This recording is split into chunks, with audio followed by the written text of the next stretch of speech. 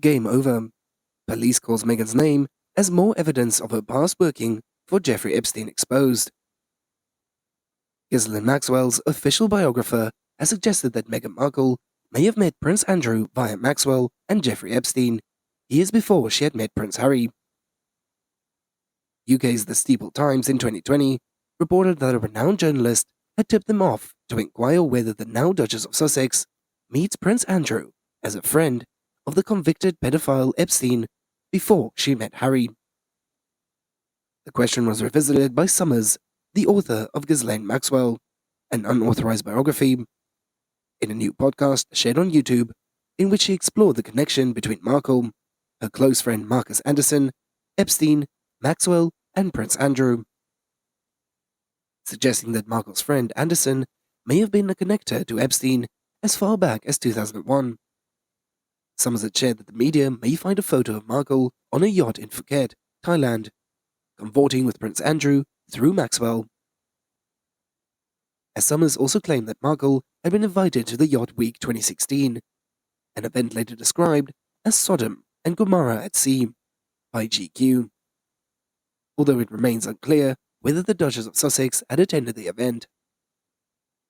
The author further said on Twitter, "The Duchess of Sussex is controlled by some forces that control Jeffrey Epstein." As a report citing a royal expert claimed that King Charles III was absolutely devastated after Prince Harry got married to Meghan Markle and how it affected their relationship. On the other hand, the local media also reported that the monarch had been heartbroken after his fallout with the Duke of Sussex.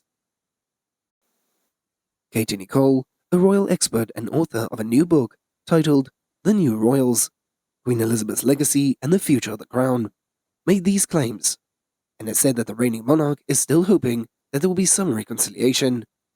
"I think we saw that in very public olive branches that we extended to Harry and Meghan," said Nicole. As the author added, Charles absolutely had been devastated by what had happened. And if you think back just a couple of years around the time of their wedding, the relationship between Harry and his father, I think, was probably better than it had ever been. If Prince Harry criticizes Queen Consort Camilla in his future memoir, King Charles III won't invite the Duke of Sussex and his wife Meghan Markle, the Duchess of Sussex, to his coronation, a source has claimed. On May 6, 2023, a coronation ceremony of the King and the Queen Consort will take place at London's Westminster Abbey. Prince Harry and Meghan Markle won't be permitted to attend the coronation, according to a friend of Camilla. If the highly awaited book mentions Camilla, according to the insider, Charles' instantly passionate relationship with Camilla and his feelings of protectiveness towards her are to blame for this, reported the Daily Beast. As Prince Harry's opinion about his stepmother Camilla, along with his rift with his brother Prince William, tumultuous relationship with Prince Charles, and the aftermath of him and Meghan's departure from the royal family in 2020, will likely be covered up in the memoir, which Penguin Random House is planning to publish. In other news, Meghan Markle and Prince Harry reportedly have a shocking reason for not wanting to sue the royal critics. This has been brought to light by the royal commentator and expert Neil Sean on his YouTube channel. As he had started off by saying, people have often wondered why Harry and Meghan had decided never to get legal with the celebrated authors Tom Bower and Valentine Lowe. After all, they have published books themselves, to which have been particularly damaging to the brand of Harry and Meghan. When you look at the list of things that claims in particular that Tom Bower came up with, it was sort of eye-watering, and everybody felt at this point that it isn't going to be very easy for Meghan and Harry to plow ahead.